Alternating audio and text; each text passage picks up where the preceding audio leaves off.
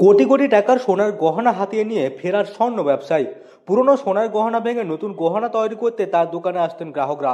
বহু বছর ধরে এলাকার মানুষ বিশ্বাস করে তার দোকানে পুরনো সোনার গহনা জমা দিতেন। তারপর নতুন গহনা তৈরির জন্য সময় নিতেন কিছুটা। অনেকেই ভাবতেন গহনা তৈরির সময় লাগে, তাই কিছুটা দেরি হচ্ছে। কিন্তু দিনের পর দিন কেটে গেলেও গ্রাহকরা নতুন গহনা পাননি, অগ্রিম টাকাও ফেরত পাননি।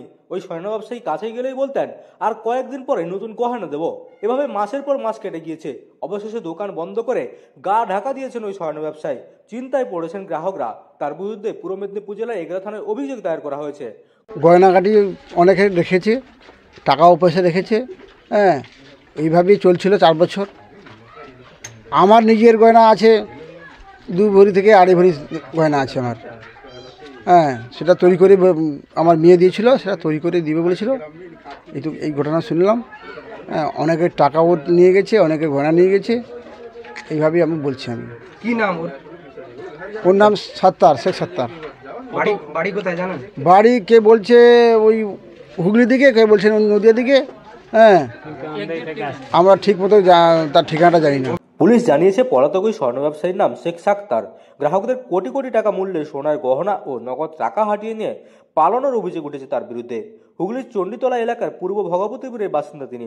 অভিযোগ, শেখ সাক্তার গত 4 বছর ধরে এগরা জেরথান এলাকায় এসে স্বর্ণ ব্যবসা শুরু করেন। প্রথমে খুব ভালোই ব্যবসা করে স্থানীয় মানুষের সঙ্গে সুসম্পর্ক গড়ে তোলেন। ক্রমে মানুষের বিশ্বাস অর্জন করেন। সেই সুযোগে চলতে থাকে তার প্রতারণায় খেলা। স্থানীয় অনেকেই তার কাছে পুরনো গহনা দিয়ে নতুন গহনা বানানোর জন্য দেন। কেউ কেউ অগ্রিম টাকাও জমা রাখেন, কিন্তু সময় মতো নতুন গহনা তো দূরের কথা, পুরনো গহনাও ফেরত দেননি তিনি। বহু গ্রাহকই এখন দিশেহারা। দীর্ঘ 4 বছর ধরে ভাড়া দোকানে ব্যবসা করেছিলেন ওই ব্যবসায়ী। অভিযোগ, কোটি কোটি টাকার মূল্যের গহনা নিয়েও তিনি নতুন গহনা বানিয়ে দেননি। এমনকি মজুরি বাবদ যেতে অগ্রিম টাকা নিয়েছেন তাও ফেরত দেননি।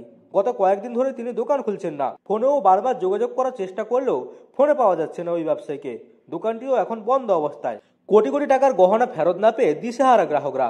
চিন্তায় পড়েছেন তারা। অবশেষে এলাকাবাসী বুঝতে পারেন তারা প্রতারিত হয়েছেন। প্রতারিত হয়ে থানায় দ্বারস্থ হন তারা। থানায় লিখিতভাবে অভিযোগ দায়ের করা হয়। অভিযোগের ভিত্তিতে ঘটনার তদন্ত শুরু করেছে এগরা থানায় পুলিশ। পূর্ব মেদিনীপুরে এগরা থেকে মদন মাইতির রিপোর্ট, লোকাল 18 বাংলা।